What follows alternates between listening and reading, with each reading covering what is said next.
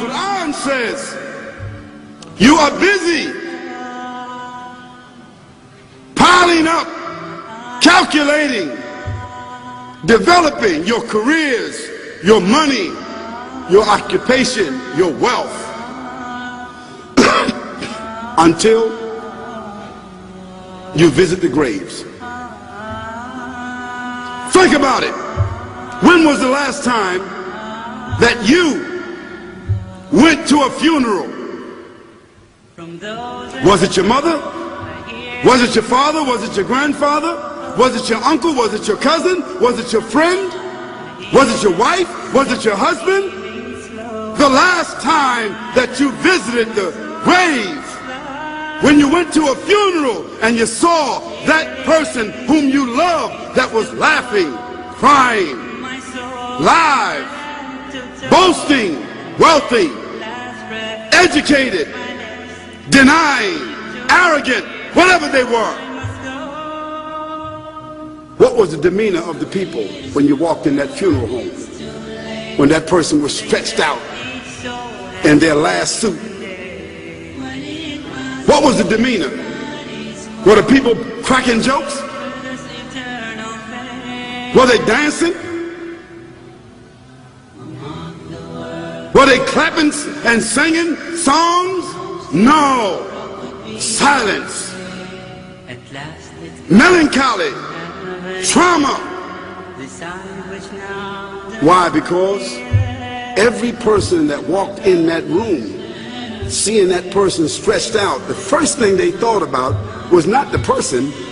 The first thing they thought about was that one day this will be me. So Allah said, Alhaakumut takathur. All of us, all of you are engaged in running your mouths, doing your business, multiplying, buying houses, cars, business, whatever you're doing. And when you're told about God, religion, life, morality, you're saying, look, I ain't got no time for that. I got no time for that. I don't want to hear that. I don't even believe in God. Matter of fact, I don't even know if I'm going to die, and if I do, maybe I'm coming back again.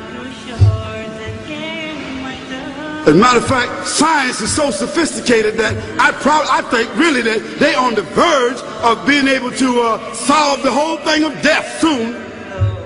We ain't got to die. If we got enough money, we don't even have to die.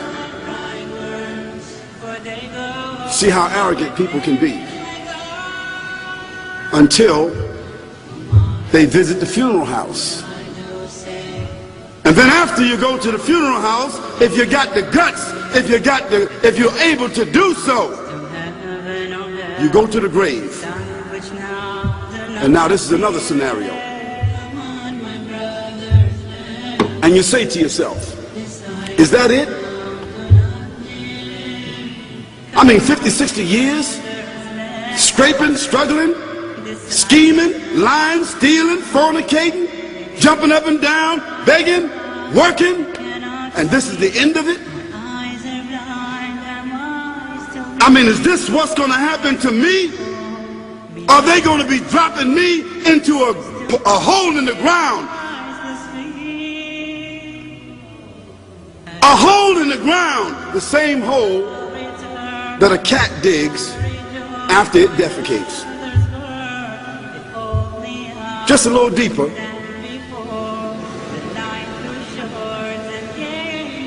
But for the same reason. The cat digs a hole because the cat has dignity. Something that human beings don't seem to have.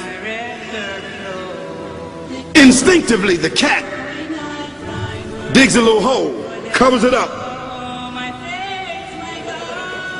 Humans have got to be taught to do that. But it's for the same reason. So you and I, we're going into a hole a little deeper than the one the cat dug. And all the people that's crying, pulling out their hair, screaming, almost acting like they're falling in the thing with you. They want to just jump in there with you. Not really though, you know, it's all an act. Because ain't nobody really going to jump in there and stay in there. They don't love you that much.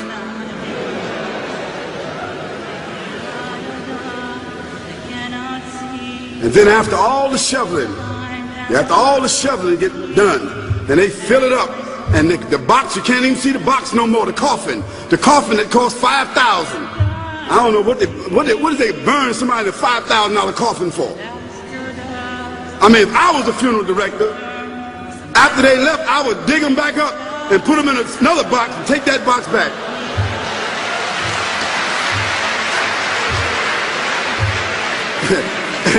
and honestly, I'm telling you, that's what they do.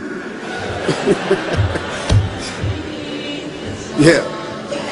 So after all the money and all the drama, and they dig that hole and put you in there and cover you up, and everybody goes back to the place, go back to mama's house or daddy's house or whoever's house, and you know, we cook some chicken or whatever it is, and we do a little dancing and drink some scotch and forget all about that person, and then we want the lawyer to come now and talk about, you know, divvying up the spoils.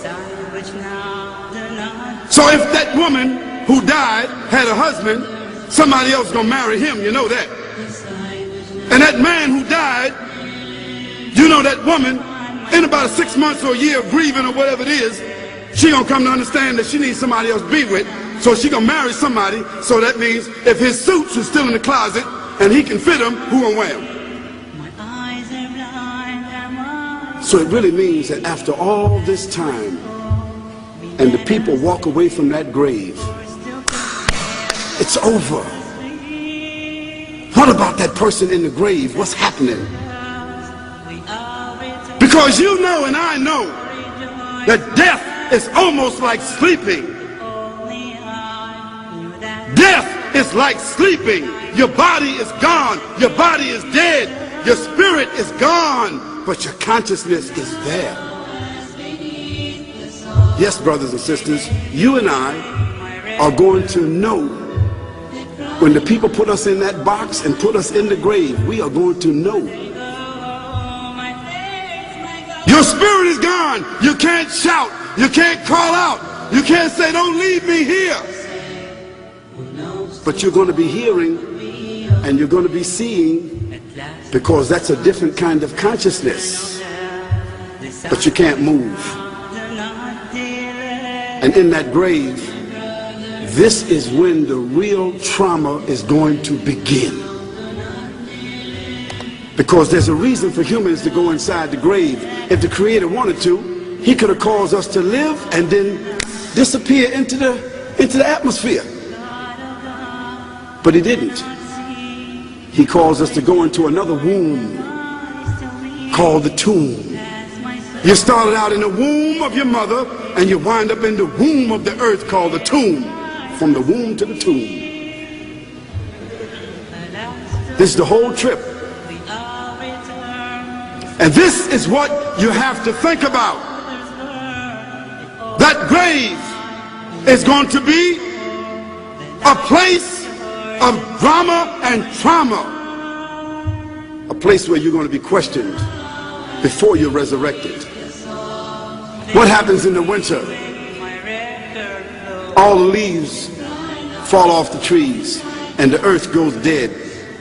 And what happens in the springtime? The water comes, generates the earth again, germinates all over again, new grass, new leaves, new flowers, new fruits. So Allah says, and a sign for them is the dead earth. After that, we give it life. And then you eat the fruits from that. So Allah says, the one who gave you life in the beginning, is he not able to give you life all over again in order to judge you? Yes, certainly. You may want to deny it because you don't want to be judged. But you will be judged.